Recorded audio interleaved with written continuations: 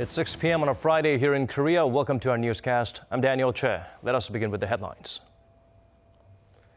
The three-way meeting with our American and Japanese counterparts was just the beginning. President Park Geun-hye is set to get more countries at the Nuclear Security Summit involved in sending a stronger warning against North Korea that more stifling sanctions await for a continued pursuit of nuclear ambitions.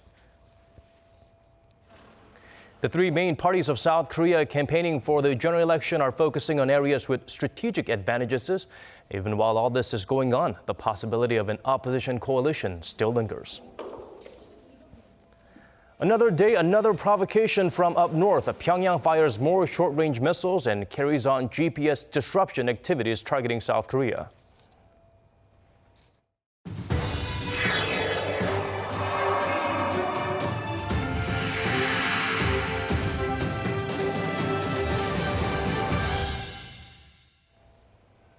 Also today, the Nuclear Security Summit is our starting point. The last of four biennial gatherings initiated by U.S. President Barack Obama aimed at making a safer world with increased nuclear security. South Korea, which hosted the second summit 4 years ago, has been busy securing even greater support in its push to rein in North Korea's nuclear ambition. Song Ji-sun, who is following the event closely in Washington, starts us off. A stronger message for North Korea and a warning not to push ahead with more nuclear aggression that threatens peace and stability, not only in the region but the entire world. South Korea, the U.S., and Japan agreed to intensify their trilateral security cooperation against North Korea's rising threats of further provocations. 저는 미일 두 정상과 함께 국제사회가 북한의 도발을 결코 좌시하지 않을 것이며 만약 북한이 또다시 도발을 감행한다면 북한은 더욱 강력한 제재와 고립에 직면할 수밖에 없을 것임을 다시 한번 경고합니다. After those talks, the Nuclear Security Summit officially began with a reception and working dinner at the White House on Thursday evening, where President Park reiterated her wish for a nuclear-free Korean peninsula, adding that the world without nuclear weapons should start from there. Park said Pyongyang has continued to expand its nuclear capacity to maintain Kim Jong-un's regime, and its status has been under the veil since it barred IAEA inspections in 2009. She added that a stern and clear message must be delivered to make the North change and take the route to non-proliferation. President Park stressed that North Korea has been producing and accumulating weapons-grade nuclear materials while ignoring all international rules and regulations regarding nuclear security and atomic safety. Pyongyang's behavior is a direct challenge to the international community, which seeks to enhance nuclear security. At this last Nuclear Security Summit, President Park Geun-hye will stress the danger posed by North Korea's nuclear threat and seek a united international effort to pressure Pyongyang to denuclearize. Song Ji-sun, Arirang News, Washington. And South Korea's presidential office of Cheongwade has announced that Chinese President Xi Jinping told President Park that Beijing will fully implement UN sanctions against North Korea. As we just heard in Ji-sun's report, the leaders of South Korea, U.S., and Japan also held a trilateral summit. The focus was mainly on enhancing three-way cooperation in the face of rising nuclear provocations from Pyongyang. Our Kim Ji-yeon takes a deeper look. During her meeting with her U.S. and Japanese counterparts at the Nuclear Security Summit held in Washington on Thursday, South Korean President Park Geun-hye reiterated her stance to firmly stamp down on the rising nuclear provocations from North Korea. 한미일 3국은 이를 위해 안보리 결의 이행뿐만 아니라 각국의 독자 대북 제재 조치 시행을 서로 긴밀하게 조율해가면서 국제사회가 실효적으로 대북 압박을 강화하도록 국제사회와의 연대도 더 한층 강화해 나가기로 하였습니다. U.S. President Barack Obama said that trilateral ties between Seoul, Washington, and Tokyo are united in countering North Korea's nuclear and missile provocations, adding that the three countries have agreed to deepen their cooperation. We've directed our teams to work diligently in the coming weeks and months to elaborate additional steps that we can take collectively in order to ensure that we have a denuclearized Korean peninsula and that we can restore a sense of stability and peace to the region.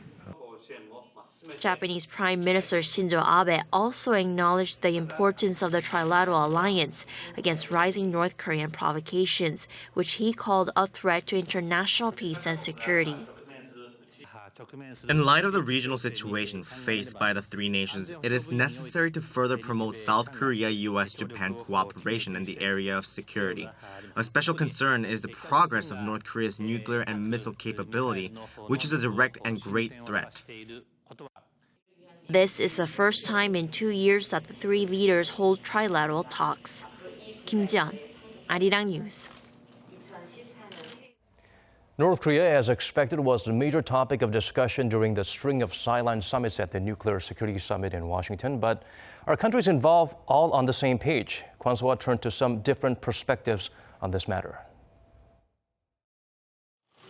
With bilateral talks between South Korea and China and the U.S. and China both lasting much longer than anticipated, the importance of Beijing's role is being emphasized in regards to dealing with Pyongyang's nuclear and missile threats.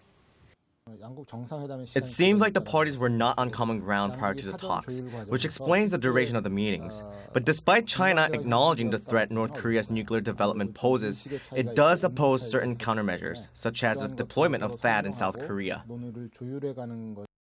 Director Park says the South Korean and U.S. leaders have most likely urged President Xi to make active and long-term efforts on the implementation of the UN Security Council resolution seen as a pivotal point.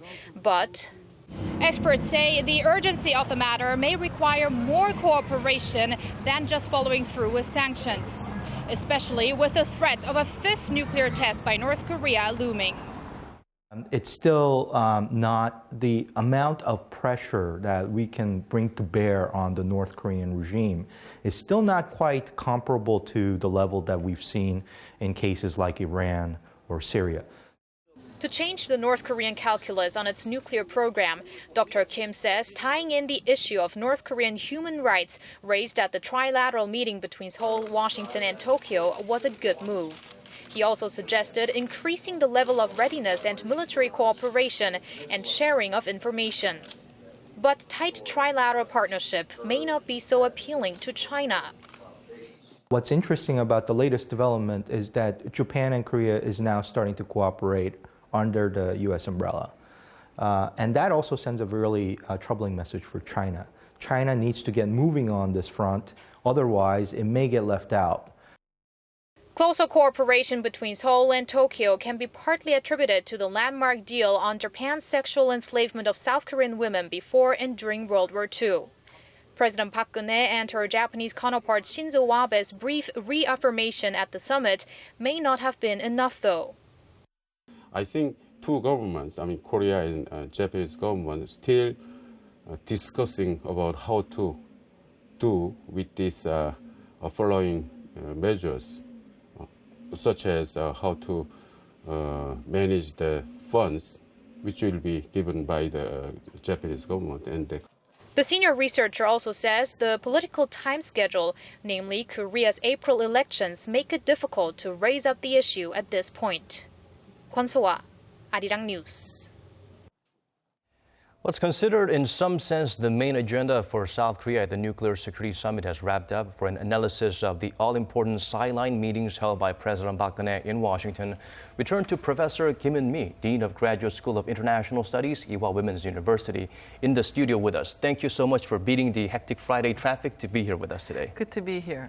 Well, first of all, it's been a marathon of talks, very important talks, historic ones, if you might add. Three-way talks between South Korea, Washington, and Tokyo. Okay. How effective do you think were the meetings in tightening the news further on North Korea? I think it showed a force of that these three major powers are going to be united on this issue, will walk together and work together to help curb the nuclear initiative of North Korea. I think for North Korea, it is a clear sign that these three countries will work together. Also individually, they've added more sanctions, so it is a clear show of force that things are changing and will provide more pressure to North Korea. Thank you, Mr. Right, a clear sign of solidarity, warning North Korea that it's constantly painting itself to a smaller corner. Yes. Will it serve as as a wake-up call for other countries to get more actively involved, in your opinion?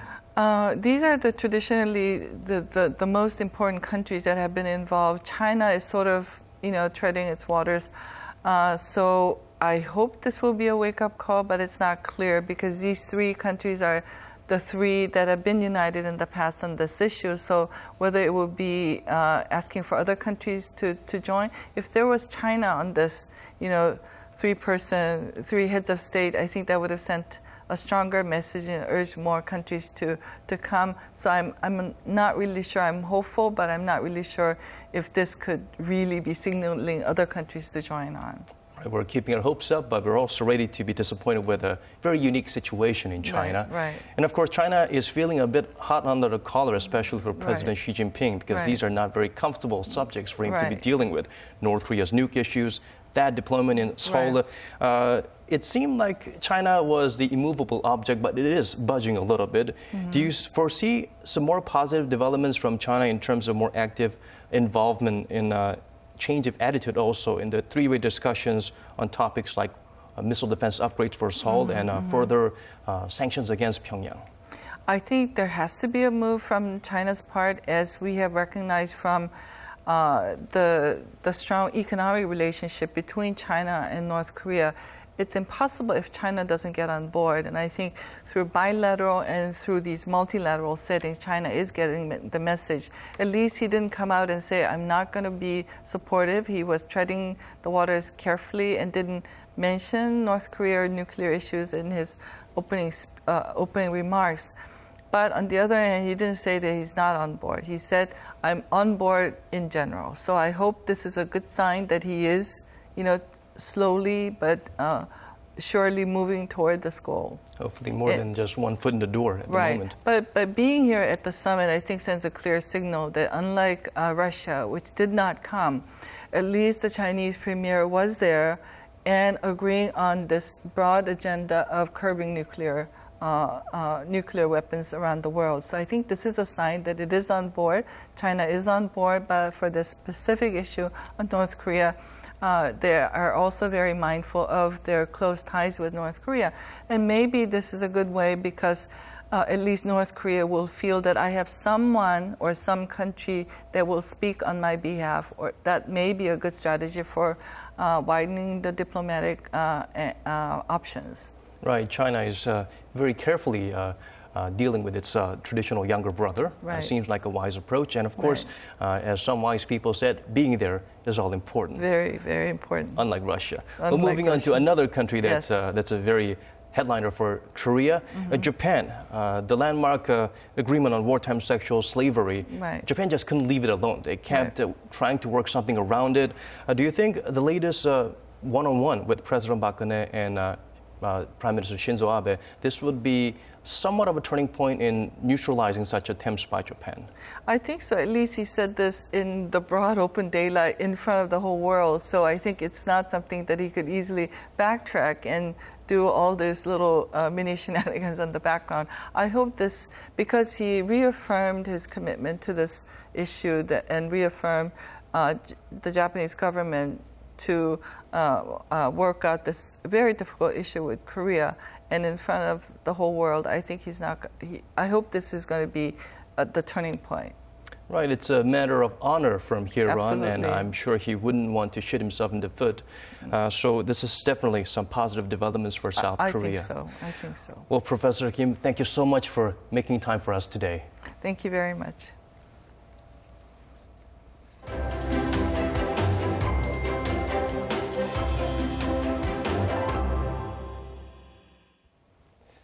And as we enter the second official day of campaigning for the April 13th general elections here in South Korea, the three main political parties are continuing to hit the streets across the nation.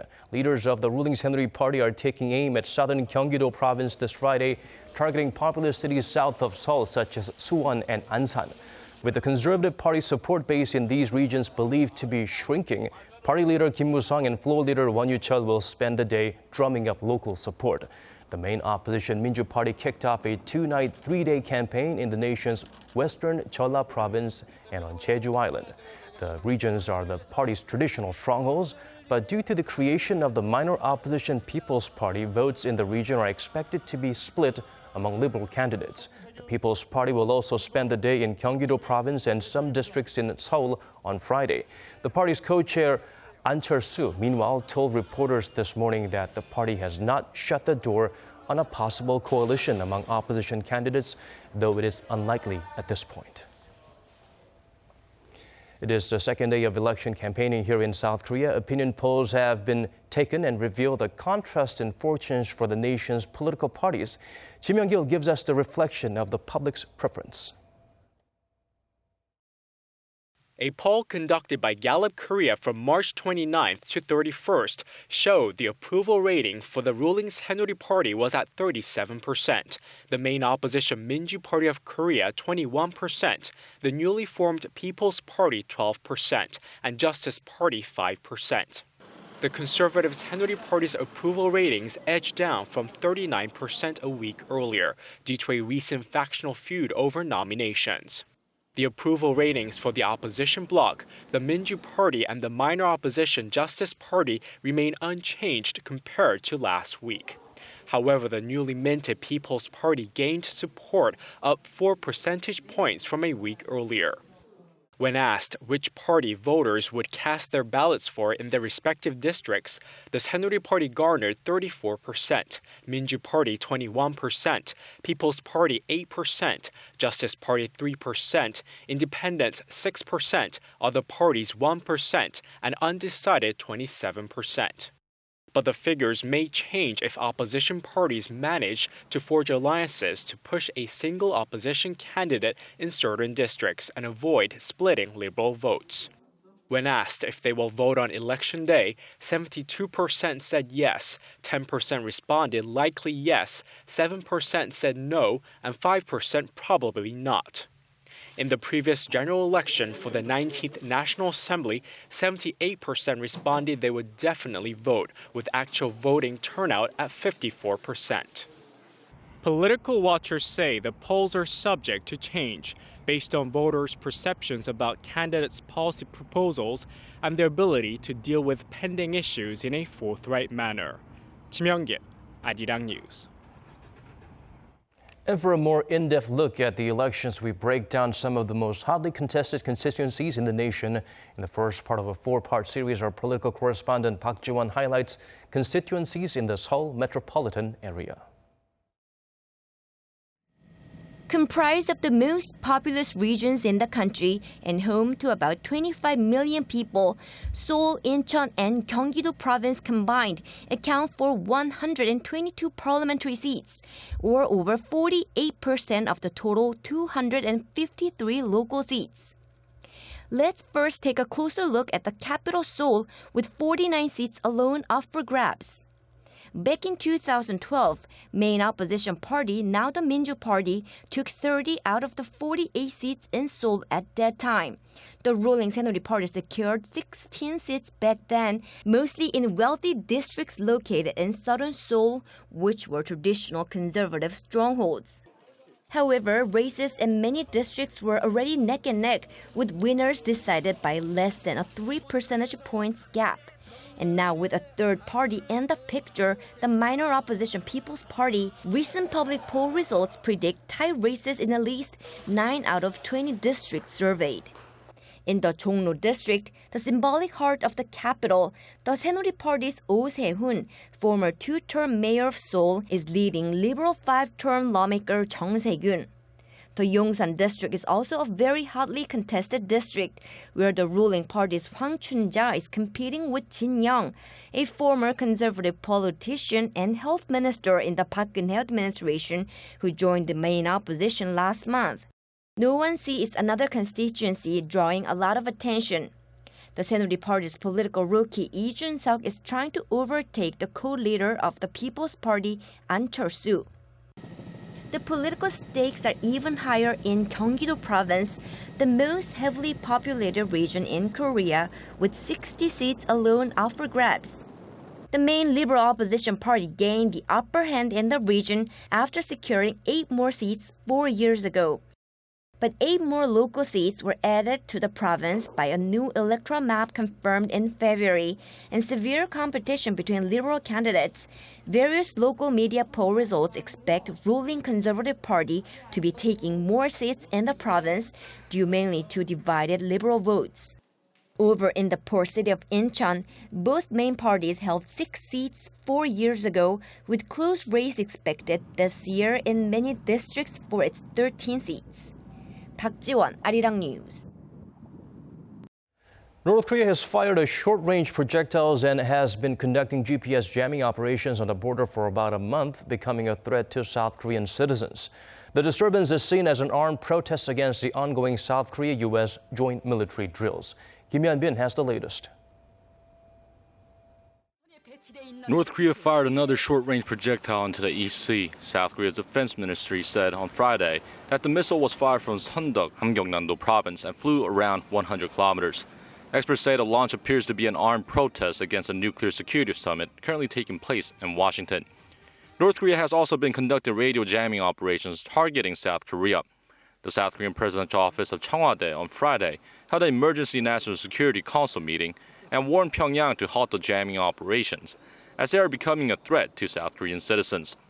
Seoul's defense ministry says the disruptions have been ongoing for about a month near the inter-Korean border and called on the regime to immediately halt all GPS disruption. North Korea needs to immediately halt its GPS disruption activities as it violates the Armistice Agreement and the International Telecommunications Union regulations. The disruptions could affect mobile phones, civilian planes, and ships that rely on GPS for navigation. The Ministry of Science, ICT, and Future Planning said on Friday that 58 civilian airplanes and 52 vessels were affected, but that no significant mishaps were reported. South Korea's military says that the disrupted signals are coming from 4 different parts of the border, including Haeju and Mount Kumgang. The North possesses 10 different kinds of GPS jamming devices and conducted its first operation in 2012. A military official says that the GPS jamming is most likely aimed at the ongoing joint Korea-U.S. military drill, which runs through the end of April. South Korea's defense ministry also warned that North Korea will pay dearly if it continues to conduct GPS jamming operations. Kim Hyun-bin, Arirang News. South Korea's exports have been falling for the longest period on record now, but the pace of decline in March slowed significantly, so are conditions picking up? Kim Min-ji has some answers. Korea's exports took another dive last month. According to the Trade Ministry, exports fell over 8% in March from the same month last year to $43 billion. It marks the 15th straight month of decline and the longest downward streak ever, breaking the previous record of 13 months from March 2001. But what's noteworthy is that the pace of decline slowed. Since December last year, outbound shipments posted double-digit drops, and January saw the biggest on-year decline in nearly 6 years. Exports shrank by a single-digit figure in March thanks to an uptick in exports of steel products and mobile communication devices. Shipments of semiconductors fell, but the rate of drop significantly slowed thanks to a demand for new smartphones. However, exports of petroleum products and petrochemicals drove the overall decline, while falling export prices also pulled the figure down. Imports, on the other hand, fell almost 14% to $33.2 billion, also falling for the 15th straight month. With that, the trade surplus came to $9.8 billion, extending the surplus streak to 50 straight months. Like previous months, what's worrisome is that the surpluses have mainly been driven by a sharp decrease in imports rather than an increase in exports. Although outbound shipments improved a touch last month, experts say it's too early to say that they are on recovery track. The pace of decline has slowed, but it's still a large drop. The global economy is facing a slowdown, and China's growth has also slowed, which means demand is weak. Although there may be improvements in certain industries, overall conditions don't look as though they will pick up, even in the second half of the year. This is why experts are calling for long-term measures, such as moving away from a set number of concentrated export items and diversifying goods to cater to demands of specific markets. Kim Min-ji, Arirang News.